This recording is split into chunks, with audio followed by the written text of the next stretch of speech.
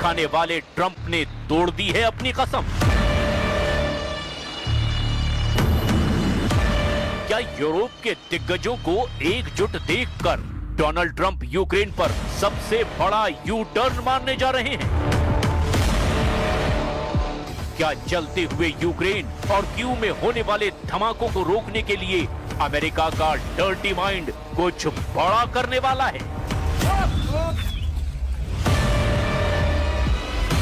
Putin के इशारों पर यूक्रेन को बांटने वाला ट्रंप का पीस प्लान लॉन्च होने से पहले ही अटक गया है। ट्रंप का चाकू चले और सीधा यूक्रेन पुतिन को सौंप दिया जाए। इससे पहले ही ट्रंप ने यूक्रेन को लेकर ऐसी बात कह दी है कि जेलेंस्की का बुझा हुआ चेहरा फिर युद्ध वाले जोश की वजह से चमक सकता है।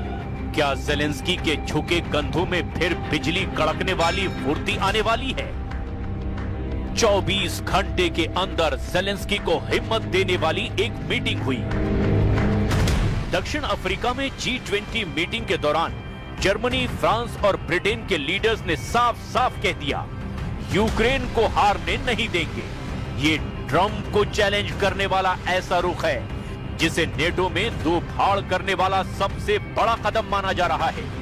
जो अमेरिका यूक्रेन को पुतिन के हवाले करना चाहता है, अब उस अमेरिका को चैलेंज करने वाले फ्रेडरिक मर्ज, कीर स्टारमर और इमैनुअल मैक्रों ने नई कसम खा ली है। कसम ये कि यूक्रेन को हारने नहीं देंगे।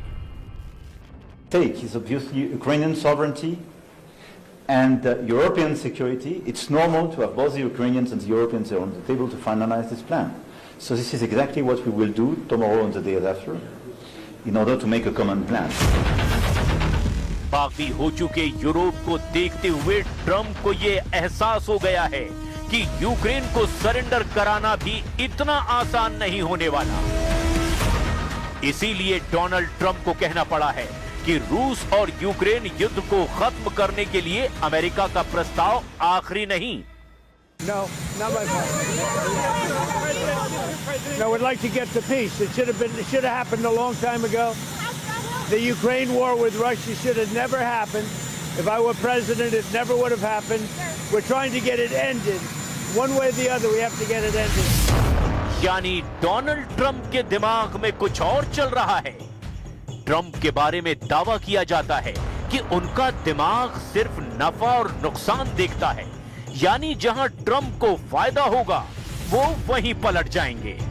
ट्रंप के शातिर दिमाग को लेकर ऐसा तनाव उनके पहले कार्यकाल में नहीं देखा गया, लेकिन अब यूक्रेन युद्ध ने अमेरिका के डर्टी माइंड की परत खोलनी शुरू कर दी है। यूरोप के लीडर्स की मीटिंग देखकर जेलेंस्की ने भी कह दिया है कि हार नहीं मानूंगा, रार नहीं ठानूंगा। व्लादिमीर जेलेंस्की ने कह दिया है कि अब यूक्रेन के सामने अपना सम्मान खोने या फिर अपने महत्वपूर्ण साथी अमेरिका को खोने, दोनों में से एक विकल्प को चुनना होगा। Всі відповідні директиви. Наші представники знають, як захищати українські національні інтереси і що саме потрібно, щоб Росія не здійснила третє вторгнення. Ще один удар по Україні. जेलेंस्की को पता है कि इस वक्त यूक्रेन के हालात कितने खराब हैं, कैसे पुतिन की मिसाइल और ड्रोन पावर उनके हर मोर्चे को कमजोर करके यूक्रेन की सेना को बुरी तरह मार रही है।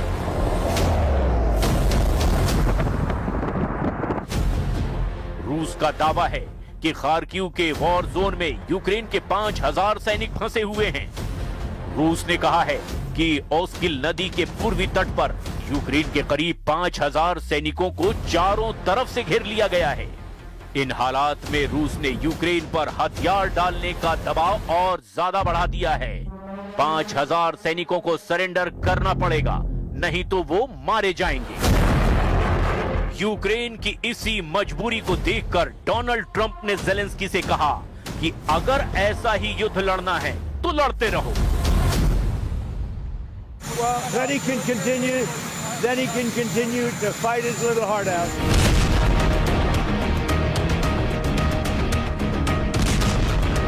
इस वक्त यूक्रेन के कई मोर्चों पर बहुत बड़ा युद्ध चल रहा है।